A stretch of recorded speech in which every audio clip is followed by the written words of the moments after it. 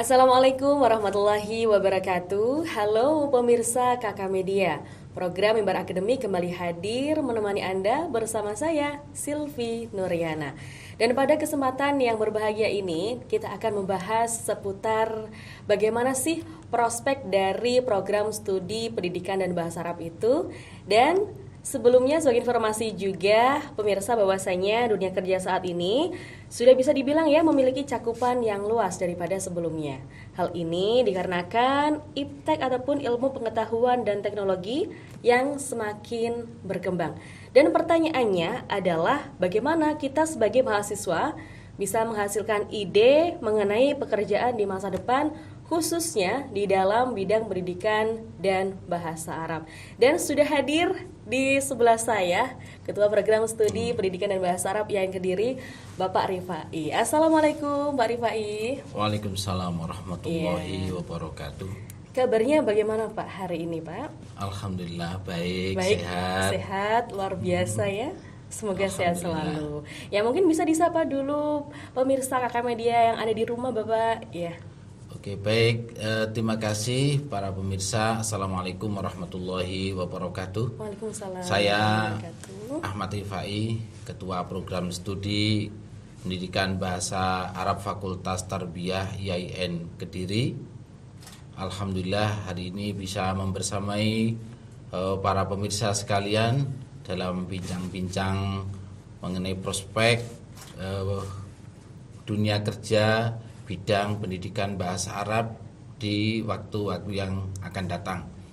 Oke, baik. Tadi sudah saya sampaikan, Pak ya, sudah saya spill bahwasanya apa sih prospek kerja dari prodi pendidikan dan bahasa Arab gitu ya, Pak ya. Nah, menurut panjenengan Pak, bagaimana terkait planning kedepannya terutama bagi mahasiswa yang Kediri di jurusan tadi pendidikan dan bahasa Arab, Bapak? Gimana planning untuk kedepannya seperti itu? Oke, baik. Para pemirsa yang budiman, jadi begini, planning dari program pendidikan bahasa Arab di sini sudah kita setting ya, kurikulum dari program pendidikan bahasa Arab itu yang pertama adalah ada tiga sebenarnya, ada tiga. Yang pertama itu bahwasanya mahasiswa itu nanti akan di samping pembelajaran bahasa Arab secara umum untuk keilmuan, ya, yang pertama. Kemudian jadi di samping yang secara umum untuk bahasa Arab secara keilmuan, tapi ada spesifikasi khusus. Ya, jadi mereka dibekali keterampilan yang spesifik untuk dunia kerja. Yang pertama bahasa Arab yang berkaitan dengan teknologi, ya. Jadi misalnya bahasa Arab berkaitan dengan multimedia, ya. Misalnya bagaimana pembelajaran bahasa Arab dengan animasi, bagaimana belajar bahasa Arab online, bagaimana bahasa Arab dengan media-media elektronik yang lainnya, baik yang elektronik yang offline maupun yang online. Jadi yaitu yang pertama. Kemudian yang kedua, bahasa Arab yang berkaitan dengan masyru'ah atau KWU, jadi kewirausahaan. Jadi mereka itu nanti disuruh memilih sebelum, ketika di mahasiswa awal itu mereka dikasih mata kuliah namanya TAM, jadi Tadris Lughah Arabiyah Al-Mukatsafah. Setelah itu mereka disuruh memilih. Memilih yang pertama tadi, memilih jurusan yang berkaitan dengan teknologi, media. Atau yang kedua berkaitan dengan kewirausahaan. Kewirausahaan ini misalnya seperti bahasa Arab dengan membuka kursusan bahasa Arab, atau menjadi trainer bahasa Arab. Kemudian yang ketiga, yang bahasa Arab berkaitannya dengan terjemah atau translator, ya, menjadi penterjemah. Jadi ini mereka kita persiapkan. Jadi ini adalah sesuai dengan bakat dan minat mereka. Mereka memilih kira-kira apa yang diminati dari ketiga tersebut. Apakah mereka yang berkaitan dengan media, atau yang berkaitan dengan kewirausahaan, Iya. atau dengan translator tadi. Oke. Translator bisa guide apa gitu. Iya, misalnya. tour guide gitu ya Pak ya. Ya, itu. Oke, karena kan mungkin saat ini sudah apa ya, stigma di masyarakat kalau pendidikan bahasa Arab itu kan pasti jadi guru gitu kan. Tidak, ya ternyata tidak ya pemirsa, bahwasanya di program studi pendidikan dan bahasa Arab ini nantinya juga akan menjadi yang pertama adalah di bidang apa tadi Pak? Media ya? Ya, media. Kewirausahaan. Yang Kemudian ketiga yang adalah ketiga adalah translator. ya, translator, atau kalau dalam bahasa itu disebutkan al-lugha al-arabiyyah li aghradin khas namanya. Oh gitu ya. Li aghradin khas itu jadi di sana untuk guide, untuk mutarjim, untuk pembelajaran bahasa Arab, untuk haji. Oke, ada sendiri Pak ya? Ada sendiri. Ada pembelajaran bahasa Arab untuk TKW. Oh, beda-beda ya. Ya, itu namanya, makanya di sana tadi disebut dengan al-lugha, ta'limul lugha al-arabiyyah li aghradin khas tadi. Jadi yang pertama adalah bahasa Arab untuk haji, bahasa Arab untuk para pekerja migran. Ya. Kemudian yang ketiga adalah bahasa Arab untuk translator tadi, penterjemah, bersumpah misalnya. Ya, kemudian ada bahasa Arab al-lugha al-arabiyyah lisiyahah. Lisiyahah itu artinya untuk guide untuk tour. Ya, tour guide ya, di pariwisata mungkin seperti itu ya. Pariwisata. Jadi memang ya pemirsa, dunia pendidikan dan bahasa Arab ini sebenarnya sangat luas sekali. Dan pembahasan di segmen pertama ini sudah cukup luar biasa dan sangat menarik, dan perlu kita gali lagi dari segmen berikutnya. Jadi pemirsa jangan kemana-mana, tetap di program Mimbar Akademik. Baik pemirsa, masih di program Mimbar Akademik bersama saya Silvi Nuryana, dan juga narasumber hebat kita pada hari ini ada Bapak Rifai, Ketua Program Studi Pendidikan dan Bahasa Arab. Ya Bapak, ya tadi sudah dijelaskan sama beliau pemirsa bahwasanya ternyata pendidikan bahasa Arab itu tidak hanya di sekolah saja, di pendidikan saja, tapi ada di media, kewirausahaan, dan juga di GET-nya. Nah sekarang Bapak bagaimana sih untuk prospek kerjanya gitu? Di mana aja peletakan alumni-alumni atau jebolan dari pendidikan bahasa Arab ini, Bapak? Oke, baik, terima kasih, pertanyaan sangat baik sekali. Jadi begini, alhamdulillah kita ini hidup di Indonesia yang notabene merupakan penduduk umat Islam yang terbesar di dunia. Iya, alhamdulillah. Ini merupakan cakupan yang sangat baik sekali untuk program studi bahasa Arab, bahwasanya umat Islam di sini mereka itu ketika ingin mendalami agama, maka di sana diperlukan bahasa Arab. Makanya ada beberapa ulama mengatakan, baik itu Imam Syafi'i, Sayyidina Ali radhiyallahu an, beliau mengatakan ta'allam al-lugha al-arabiyyah li'annaha amrun min dinikum. Belajarlah bahasa Arab karena bahasa Arab itu merupakan bagian dari agamamu.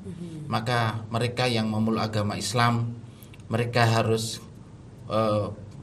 memahami agamanya, dan juga Al-Quran dan Al-Hadis itu merupakan sumber-sumber syariat Islam dengan menggunakan bahasa Arab.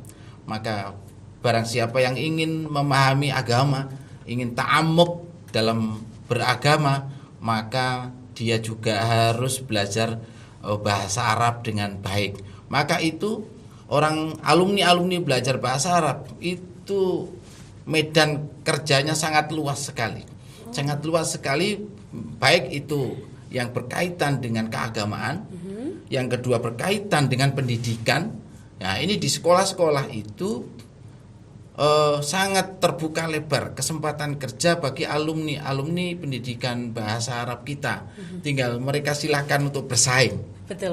Silakan mereka untuk memperdalam keilmuan, untuk memperkaya keilmuan, ditambah dengan skill-skill yang bisa mendampingi keilmuan tersebut. Jadi saya kira nanti tergantung orangnya. Ya, tergantung orangnya. Jadi dunia kerja itu sungguh sangat terbuka luas ya di hadapan kita, tinggal kita mau mengambilnya atau tidak ya. Itu kemudian di samping untuk pembelajaran pendalaman agama tadi, yang kedua di dunia pendidikan tadi. Jadi bisa menjadi guru ya. Jadi guru di sekolah-sekolah, khususnya di bawah naungan Kementerian Agama. Di madrasah, Pak ya? Iya, di madrasah, baik itu di MI ya atau di sekolah-sekolah di Kemendiknas yang memberikan mata pelajaran bahasa Arab ya. Di sana misalnya ada SDI ya, ada SMPI, itu juga ada. Kemudian SMA juga ada jurusan bahasa. Ya, mereka ada bahasa wajib dan ada yang pilihan. Di antaranya pilihan-pilihan itu adalah bahasa Arab. Nah, saya kira mereka juga bisa, bahkan di SMK, di SMK ada penelitian kemarin itu, di SMK di Jombang itu mewajibkan semua siswa belajar bahasa Arab di jam ke-0 pagi semua. Sebelum mata pelajaran mereka diajari bahasa Arab semua. Nah, namanya itu Nafira, ada kelas Nafira. Jadi nggak tahu singkatannya kemarin apa, Ta'limul Lughah Al-Arabiyyah Al-Mukassafah, itu disingkat dengan Nafira kemarin itu. Jadi tergantung para alumni memanfaatkan dengan sebaik-baiknya ya. Di samping ada tadi itu yang sudah saya sebutkan, ada peluang-peluang kerja selain di bidang keagamaan dan selain di bidang kependidikan. Saya kira sangat luas sekali dan sangat diuntungkan bahwa negara Indonesia ini adalah umat muslim terbanyak, maka dari itu kesempatan pendidikan bahasa Arab itu sangat luas sekali. Betul, apalagi kalau di kewirausahaan tadi mungkin bisa dibuka untuk kursusan, Pak ya. Ya, kursus kita gitu juga bekerja sama dengan tempat kursus-kursus yang ada di Pare. Itu sudah ada MOU ya, beberapa tempat kursus di Pare itu untuk bekerja sama baik dalam di bidang tenaga pengajarnya ataupun untuk penelitiannya, ataupun kita memberikan sponsor ya untuk mereka supaya belajar di kursus-kursus di Pare. Jadi mereka juga berkesempatan banyak sekali untuk membuka kursusan juga. Ini sudah banyak juga teman-teman dari PPA itu yang membuka kursusan di bidang bahasa Arab. Oke, apalagi sudah ada MOU-nya tadi ya Pak ya. Jadi kemungkinan besar teman-teman dari program studi pendidikan dan bahasa Arab bisa untuk terjun langsung untuk memberikan informasi di kursusan tersebut gitu. Kalau itu Pak, kalau dari Silvi kepo yang itu yang di medianya. Kalau di media itu gimana nanti untuk prospeknya Pak? Untuk di media, jadi ini membuat ini yang sudah dilakukan oleh teman-teman mahasiswa, membuat alat peraga. Jadi membuat alat peraga pembelajaran bahasa Arab. Jadi seperti membuat seperti animasi-animasi, kemudian di sana bahasa Arab, kartun bahasa Arab misalnya gitu ya. Membuat kartun bahasa Arab, kemudian membuat film-film, kemudian membuat masrohiyah. Masrohiyah itu seperti sandiwara bahasa Arab, kemudian jadi seperti drama, animasi, metode media pembelajaran media pembelajaran. Betul. Media pembelajaran. Karena mungkin saat ini banyak sekali kartun-kartun yang bahasa Indonesia, bahasa Malaysia mungkin bahasa Inggris, tapi yang bahasa Arab ini masih sedikit gitu. Inilah merupakan peluang bagi teman-teman di PBA atau pendidikan bahasa Arab seperti itu. Baik, Pak Rifai, kalau boleh tahu nih ya, perbedaan apa sih yang signifikan antara dunia kerja di masa sekarang sama di masa dulu di dalam kacamata program studi PBA? Oke ya. Kalau program studi bahasa, orang belajar bahasa Arab dulu itu ya. Zaman dulu. Itu yang pertama adalah untuk mendalami agama yang pertama. Kemudian yang kedua untuk keguruan. Jadi cuman ini aja, kalau nggak belajar ngaji kitab ya untuk menjadi guru bahasa Arab. Ini kalau tempo dulu. Tapi dengan dunia yang berkembang cepat saat ini, jadi sudah lintas apapun ya, lintas waktu, jadi lintas tempat. Jadi dunia bahasa Arab kita sudah menempuh dengan berbagai usaha, misalnya bisa dunia kerjanya bisa dikembangkan seperti tadi itu, media ataupun penterjemah ataupun memanfaatkan media-media online yang lainnya. Saya kira cakupannya lebih luas, tidak hanya untuk belajar agama dan menjadi guru saja, tapi sudah menjadi yang lainnya. Saya kira sungguh luas sekali. Banyak di antara saya itu ketika di bahasa Arab yang di waktu-waktu yang lalu itu sudah pernah misalnya orang menterjemah sertifikat ya, kemudian menterjemah ijazah orang-orang mereka yang keluar negeri, kemudian disuruh menterjemah dokumen-dokumen penting yang akan dibawa ke luar negeri. Nah itu minta bantuan ke lembaga kita. Jadi itu sudah banyak itu. Jadi itu saya kira merupakan peluang yang sangat penting dan itu sudah banyak dibutuhkan oleh masyarakat. Iya, betul.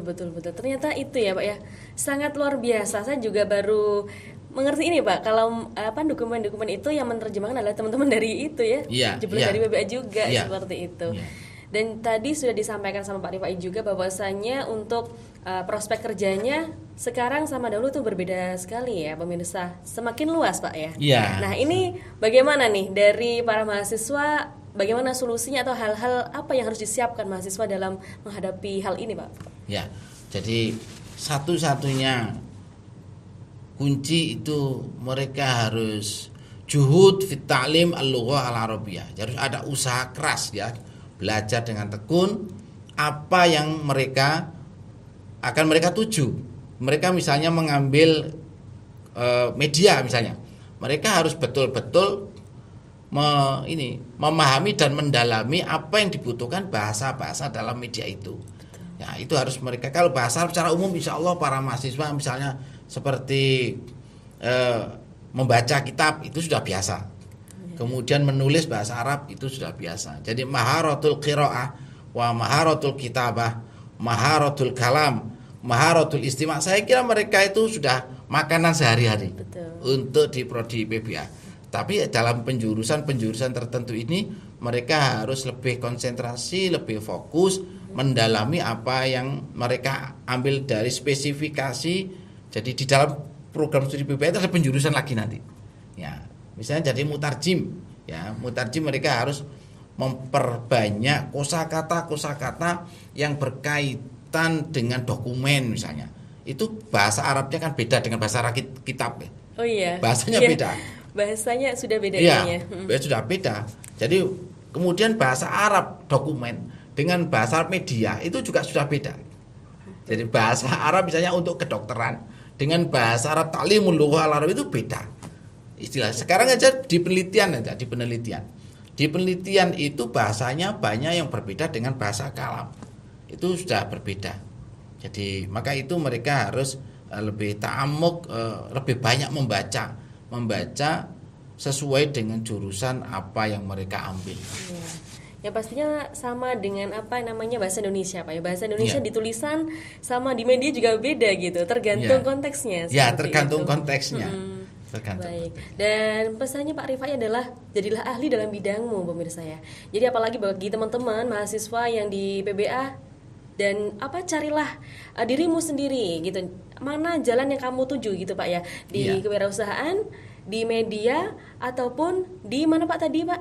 Di media, di kewirausahaan sama di gate-nya. Di gate-nya seperti itu.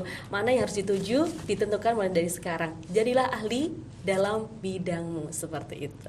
Oke, Pak tadi kita sudah membahas mengenai prospek kerjanya. Sekarang kita mau mengulik nih dari PBA di IAIN Kediri. Kira-kira fasilitas apa saja sih yang disediakan dari pihak kampus kepada para mahasiswa di prodi PBA ini, Pak? Oke. Kalau fasilitas yang ada di kampus ini sesuai dengan apa yang dibutuhkan oleh mahasiswa. Jadi misalnya tempat SAC, ya, Self Access Center. Jadi di sana ada beberapa alat peraga, juga ada beberapa buku yang khusus bahasa Arab yang dibutuhkan oleh mahasiswa. Kemudian ada lab micro teaching, ya. Kemudian lab micro teaching itu mereka untuk berlatih mengajar. Nah, jadi ruangan khusus untuk latihan sebagai guru. Nah, mereka jadi berbicara sendiri, ya, di hadapan teman-temannya, belajar mengajar teman-temannya. Itu ada labnya. Kemudian ada lab bahasa. Ya, jadi mereka bisa menggunakan lab bahasa biasanya digunakan untuk maharatul istima'.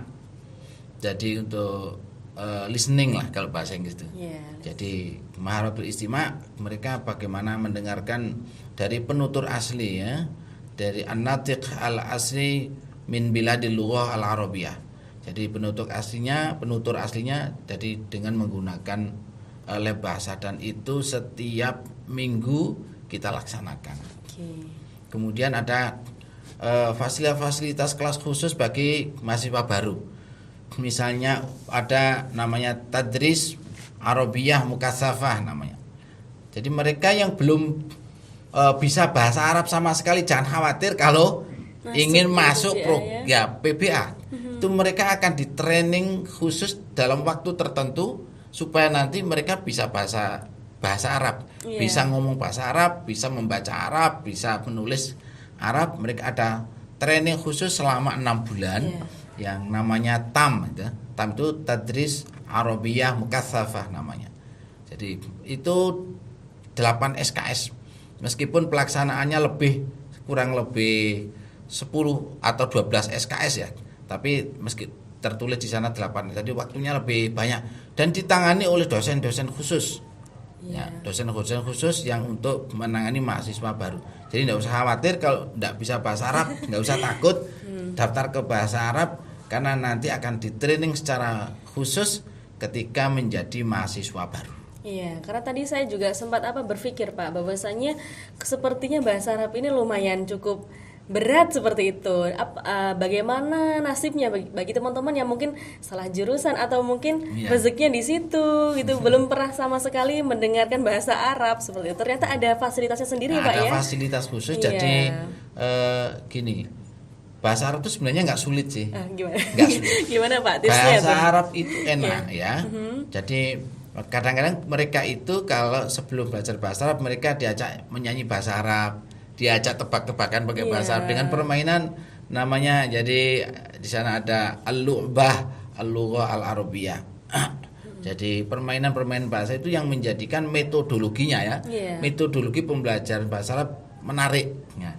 Mereka menjadi senang, mereka tidak takut belajar bahasa Arab ya.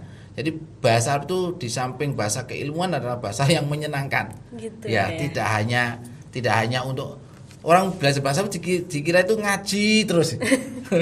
saya ngaji. Amin gitu ya Pak ya. Jadi bukan hanya itu. Iya. Bahasa Arab itu ada al-lughah al-ittisaliyah, bahasa yang komunikatif ya.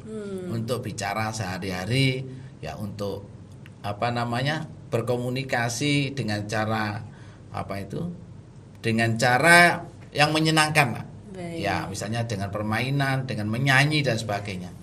Saya kira itu. Bisa dibayangkan Pak ya, nanti kalau sudah berumah tangga, bertengkarannya pakai bahasa Arab gitu. Tetangganya langsung amin. Bercandanya gitu. pakai bahasa Arab. Nanti kalau bertengkar bahasa Arab, nanti tetangganya nggak ngerti, sama-sama nggak ngerti. Bilang amin aja gitu ya. Oke, baik Bapak. Pembahasan yang cukup luar biasa di segmen kali ini. Nanti kita akan lanjutkan di segmen berikutnya dengan pembahasan yang menarik juga tentunya. Dan pemirsa jangan kemana-mana, tetap di program Mimbar Akademik. Baik pemirsa, masih di program Mimbar Akademik bersama saya Silvi Nuryana. Tadi sudah kita bahas ya mengenai prospek kerja dari Prodi Pendidikan dan Bahasa Arab. Dan masih bersama narasumber hebat kita pada hari ini ya, tentunya ada Pak Rifai. Ya Pak, tadi sudah kita spill ya, sudah kita bahas juga mengenai prospek kerjanya. Dan ini Pak, di segmen kali ini kita akan membahas apa saja sih yang harus dipersiapkan mahasiswa terhadap peluang kerja tersebut gitu. Apa saja yang harus disiapkan? Ya. Baik, yang pertama persiapan yang diperlukan itu ya, yang harus dilakukan oleh mahasiswa. Yang pertama adalah kesiapan mental. Yang pertama. Penting sekali itu Pak. Jadi mental ini harus betul-betul disiapkan bahwa di luar itu banyak peluang kerja yang sedang menunggu kita. Maka itu masuk ke langkah yang kedua, persiapkan diri. Ya. Persiapkan diri dengan baik-baik. Perbekali ya diri dengan ilmu yang cukup ya. Apa yang dibutuhkan oleh masyarakat kita semua punya ya. Maka dari itu saya anjurkan ya, biasanya kalau ambil prodi bahasa Arab itu biasanya sambil mondok. Nah, karena di pondok itu ilmu bahasa Arab sangat banyak sekali ya. Kemudian yang ketiga, Ya, Mas, ini harus proaktif. Ya, proaktif untuk menjemput dunia kerja. Kita tidak bisa menunggu pekerjaan menghampiri kita. Kita harus selalu proaktif dan kreatif ya. Kemudian ini yang perlu yang keempat ini. Jadi orang itu tidak hanya cukup berbekal ijazah kuliah saja. Kita harus mempersiapkan keterampilan-keterampilan tadi itu. Jadi tidak hanya berbekal ilmu dari kuliah saja, tapi juga ilmu-ilmu kewirausahaan khususnya yang berkaitan dengan PBA tadi itu harus dipersiapkan, dimatangkan dengan baik supaya nanti begitu lulus kita sudah siap untuk bekerja. Iya, berarti yang harus disiapkan yang pertama adalah mental kita terlebih dahulu ya. Pertama adalah diri pribadi dulu ya. Ketika mental sudah siap, diri kita sudah siap, selanjutnya adalah kita menjemput bola, menjemput kesempatan ya pemirsa. Setelah itu, setelah kita menjemput bola, kemudian keterampilan juga kita asah. Selain pendidikan akademik, nah ini dia, dan akademiknya juga harus diasah Pak ya. Iya betul. Betul banget. Dan itu Pak, bagaimana sih cara agar mahasiswa bisa mengetahui potensi ataupun pekerjaan apa ya yang cocok buat saya gitu kan, biasanya teman-teman masih bingung gitu. Ya. Itu bagaimana Pak? Yang pertama begini, apa kesukaan atau potensi bakat ya, kecenderungan diri seseorang. Saya itu punya bakat di bidang apa. Kemudian itu orang kan sudah tahu, baru kalau sudah tahu apa potensinya, apa bakatnya, apa hobinya, ya apa kemampuannya, baru kemudian diasah. Kemudian yang kedua ini juga penting ini. Kira-kira milieu ya. Kira-kira dia itu punya channel di mana? Nah, relasi. Betul. Ya. Relasi itu penting sekali. Orang itu kadang-kadang sudah pinter, sudah punya keterampilan banyak, tapi tidak punya relasi. Akhirnya dia tidak bisa mau dikembangkan di mana keahliannya itu. Maka kalau punya relasi ini juga penting. Makanya Rasulullah itu menganjurkan untuk menyambung silaturahim itu sebenarnya itu. Dan juga Rasulullah itu menganjurkan supaya menyambung tali silaturahim dengan teman-teman orang tua kita. Orang tua itu kan sudah matang usianya. Jadi sudah punya ini. Ya barangkali yang punya pejabat teman-temannya bapaknya kan pejabat cuma jalannya silaturahim itu termasuk birrul walidain. Termasuk birrul walidain. Padahal di sana isinya nanti kan ujung-ujungnya kan relasi juga Pak ya. Ya. Oke. Jadi itu relasi itu penting sekali. Jadi potensi kemudian relasi. Itu sangat penting sekali. Ya, dua hal ini merupakan saling berhubungan Pak ya. Saling berhubungan. Ya, potensi atau kemampuan diri dan juga relasi. Ini menjadi salah satu yang harus kita perhatikan sebelum kita terjun di dunia kerja seperti itu. Apalagi di dalam dunia kuliah ya pemirsa, bahwasanya teman-teman mahasiswa tentunya masih banyak banget untuk teman-teman yang dijumpai di dalam dunia perkuliahan. Dan satu lagi yang tidak kalah pentingnya, berdoa dan riyadhah. Betul. Ini harus banyak berdoa dan banyak riyadhah. Iya, doa ampuhnya gitu Pak ya. Baik. Pak, tapi kalau seumpama ada teman-teman yang bertanya, Pak saya itu masih belum ada relasi, belum bisa belum punya pengalaman pekerjaan, bagaimana saya mempersiapkan diri untuk terjun di dalam dunia pekerjaan seperti itu?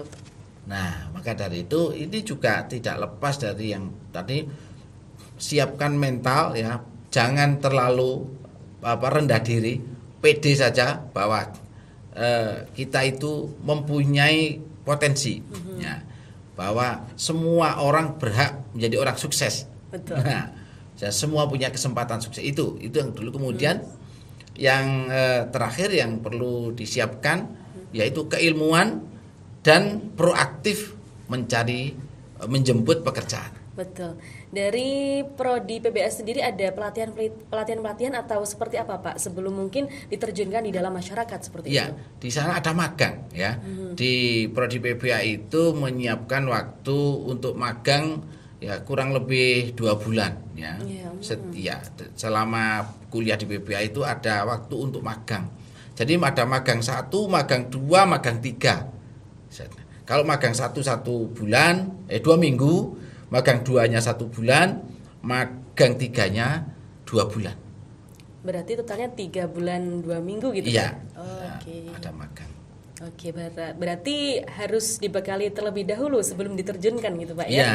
Sangat kompleks sekali. Oke, baik pemirsa, pembahasan yang sangat luar biasa pada segmen kali ini akan kita lanjutkan di segmen berikutnya. Tetap di program Mimbar Akademik. Baik pemirsa, masih bersama Sylvia di program Mimbar Akademik dan kita sudah memasuki segmen terakhir. Dan saatnya kita dengarkan bersama apa sih pesan-pesan atau harapan dari Pak Rifai khususnya kepada teman-teman semuanya di program studi pendidikan dan bahasa Arab. Semoga Bapak. Ya, baik pemirsa sekalian. Jadi kita jangan takut untuk belajar bahasa Arab ya. Bahwa bahasa Arab itu menyenangkan, bahasa Arab itu mudah, dan bahasa Arab itu sangat penting sekali karena itu merupakan bagian dari agama kita. Al-Quran, hadis, sholat itu semuanya pakai bahasa Arab. Itu merupakan kebutuhan sehari-hari. Betul Ya. gitu ya. Jadi itu makanya sangat penting sekali, maka itu jangan takut untuk masuk pendidikan bahasa Arab, dan bahasa Arab itu sangat penting sekali untuk kehidupan sehari-hari seperti makanan sehari-hari. Iya, baik. Dan dari penjelasan Pak Rifai tadi, pemirsa bisa disimpulkan bersama ya bahwasanya pendidikan bahasa Arab itu adalah sangat penting ya Bapak ya. Oke. Dan ternyata pendidikan bahasa Arab tidak hanya di sekolah saja, di madrasah, di pondok pesantren, tapi sangat luas.